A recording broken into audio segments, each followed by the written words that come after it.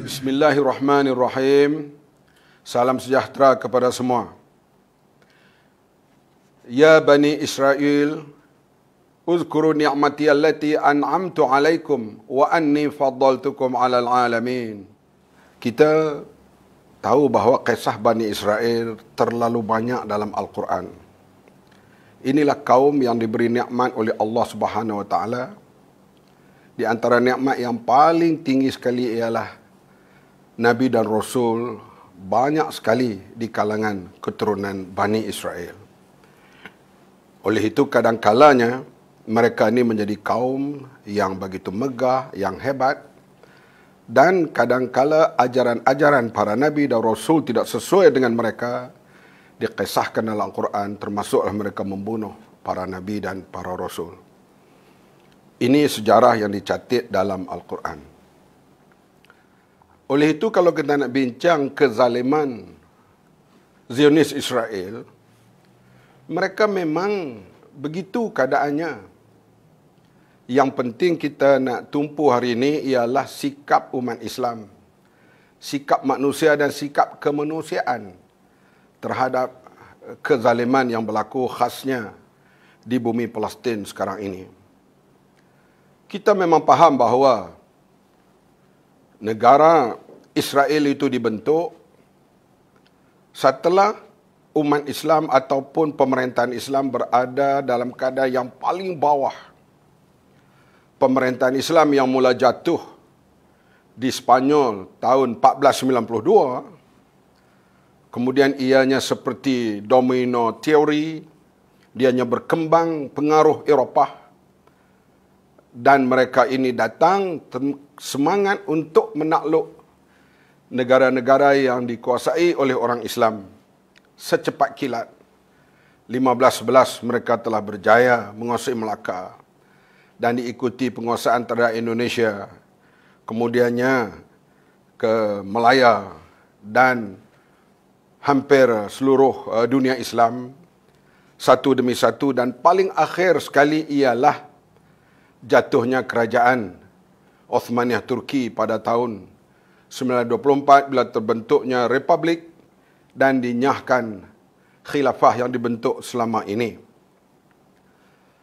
Kita tahu bahawa Baitul Maqdis yang dikuasai terutama di zaman Khalifah yang kedua Umar Al-Khattab tahun 637, kemudian tahun 1917, walaupun sebelum itu ada bertukar tangan penguasaan terhadap Palestin ini, 1917 di bawah General Allenby yang menggerakkan tenteranya daripada Kairah, Senai, dan akhirnya mengalahkan tentera Osmaniyah Turki pada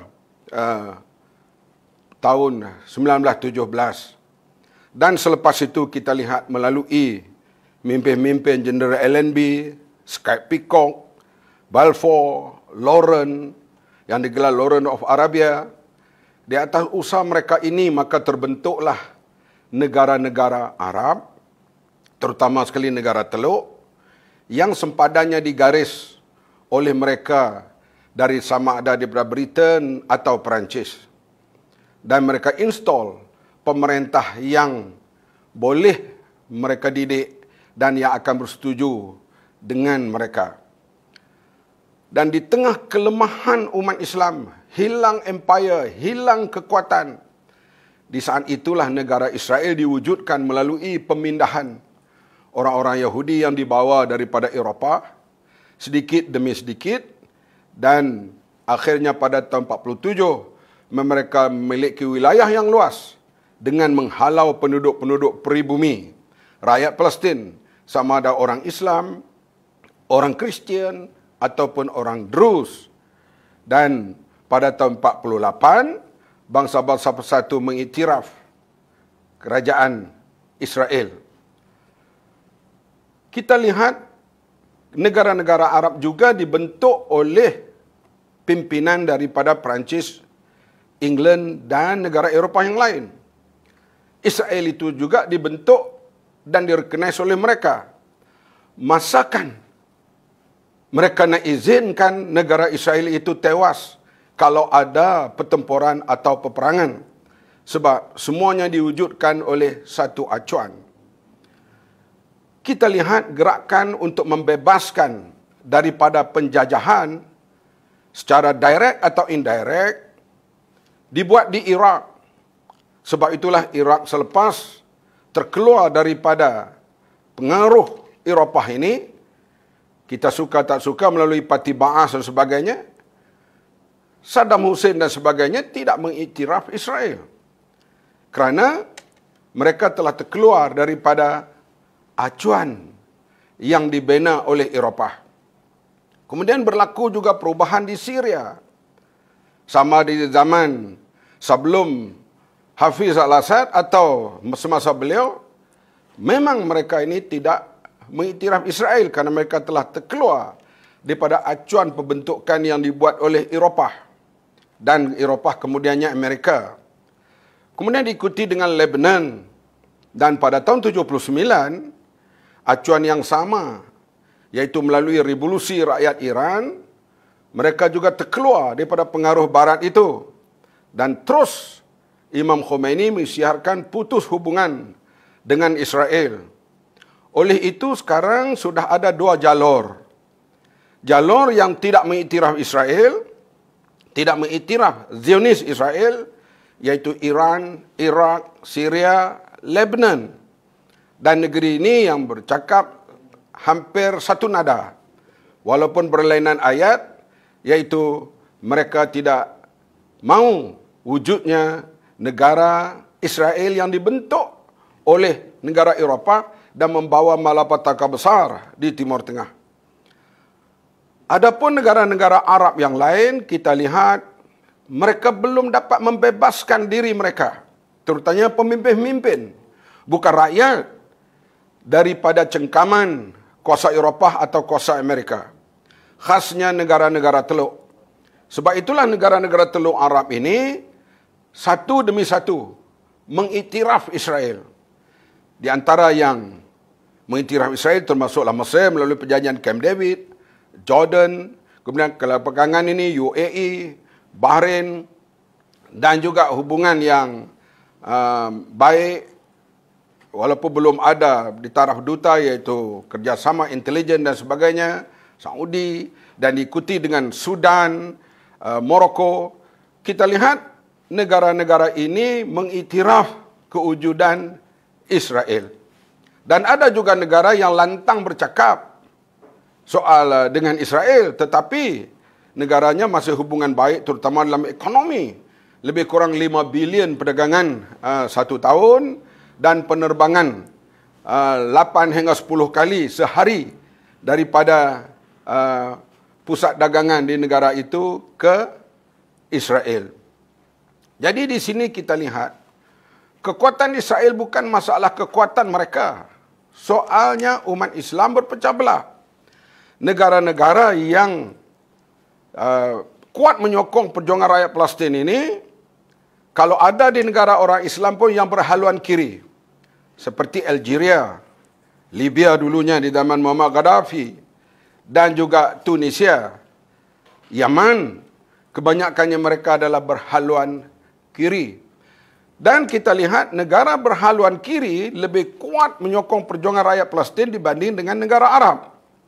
Di antaranya Cuba, Venezuela, North Korea, dan termasuk negara Eropah, Ireland.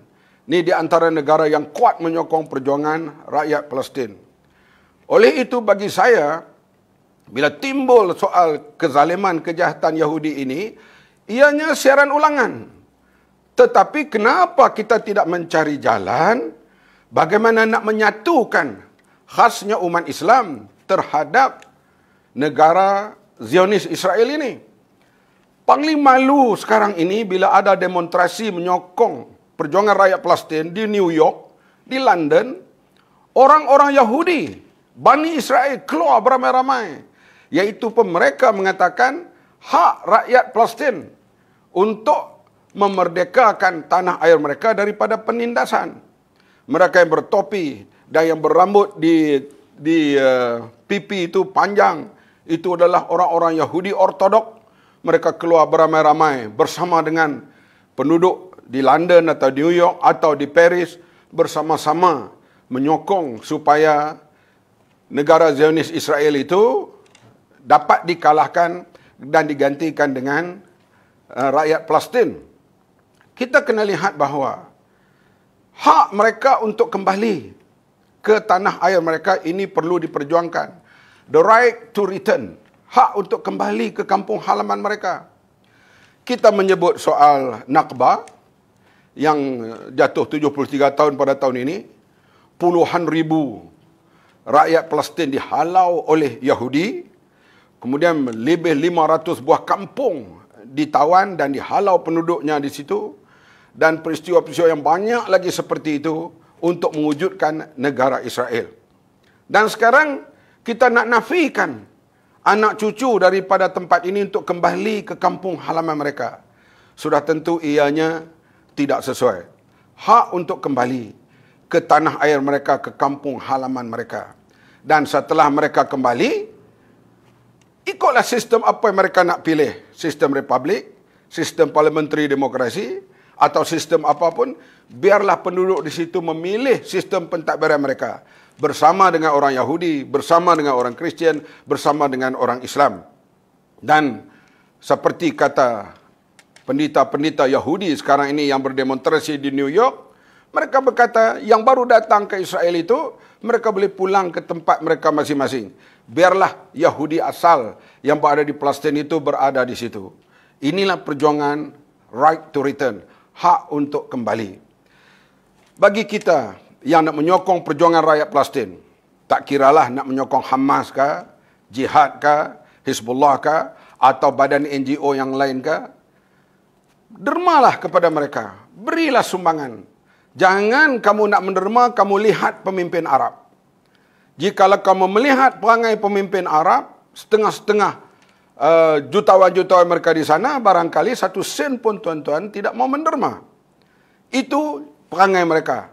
Tetapi kita tahu di kalangan negara Arab itu, memang rakyatnya itu juga sedang berusaha keras untuk bersama-sama membebaskan bumi Palestin yang dijajah oleh Israel yang mendatang, yang dibentuk oleh yang saya sebut tadi, sama ada LNB, Skype Peacock, Balfour, ataupun Lauren, yang mereka bekerjasama untuk membentuk peta negara Arab. Dan kebanyakan negara Arab ini masih lagi di bawah pengaruh Anglo-Amerika yang tak dapat dibebaskan. Kepada rakyat Malaysia, saya yakin kita terus memperjuangkan tahrir, pembebasan. Dan walaupun ia tahbila akan berjaya, tapi perjuangan itu mesti diteruskan. Jangan kita lihat dalam keadaan terdekat ini tidak berjaya, kita kata cukuplah sekadar ini. Tetapi kita terus bersama-sama memberi sokongan moral, memberi sokongan semangat, memberi sokongan yang termampu oleh kita untuk rakyat Palestin kembali ke tanah air mereka dan membentuk negara masyarakat majmuk di sana. Oleh itu, kita haraplah negara-negara Arab khasnya, mereka ini memanglah setiap kali berlaku keadaan penyeksaan kepada rakyat Palestin, pembunuhan rakyat Palestin, mereka menjadi penonton begitu saja. Tetapi negara-negara orang bukan Islam, termasuk di Eropah sendiri, sekarang ini sedang mengubah arah mereka untuk bersama-sama dengan rakyat Palestin. Kita harap di negara-negara Arab, kalau pemimpinnya tak mau berubah, rakyatnya juga akan membuat perubahan supaya bersama dengan penduduk muka bumi ini untuk membela golongan mustadafin dan menentang segala bentuk mustakbirin, sombong dan angkuh yang dilakukan oleh Zionis Israel. Kita kena bezakan Zionis Israel dengan Bani Israel. Semua orang Yahudi bukan semuanya menyokong apa yang berlaku penindasan di Israel sekarang ataupun di bumi Palestin yang dijajah sekarang, tetapi mereka juga sedang menuntut keadilan supaya hak rakyat dikembalikan di bumi Palestin. Dan insya-Allah saya yakin seyakin-yakinnya terlalu dekat kemenangan ini insya-Allah. Kerana rakyat, saya kata tadi, telah membebaskan diri mereka daripada cengkaman Anglo-Amerika satu demi satu di negara-negara Timur Tengah sekarang ini. Yang tinggal hanya beberapa di negara Teluk yang masih lagi dipengaruhi oleh Anglo-Amerika dan mengimport senjata begitu banyak, bukan untuk membantu perjuangan rakyat Palestin, tetapi untuk membunuh sesama orang Islam yang berlaku di Timur Tengah sekarang, ataupun selain daripada di tempat-tempat yang lain, di negara orang Islam yang menjadi huru hara sekarang ini. Mesti kita usaha untuk mengembalikan keadaan ini, dan kita yakin penuh bahawa kemenangan adalah dekat. Nasrun minallah, fatuhun qarib. Bukan sengaja kita baca ayat-ayat ini untuk menyedapkan hati, tapi saya yakin, saya yang telah berjalan banyak tempat, bertemu dengan berbagai pihak daripada 30 tahun dulu sampai sekarang, saya melihat perubahan-perubahan pemikiran kepada orang Islam itu sendiri, dan kita yakin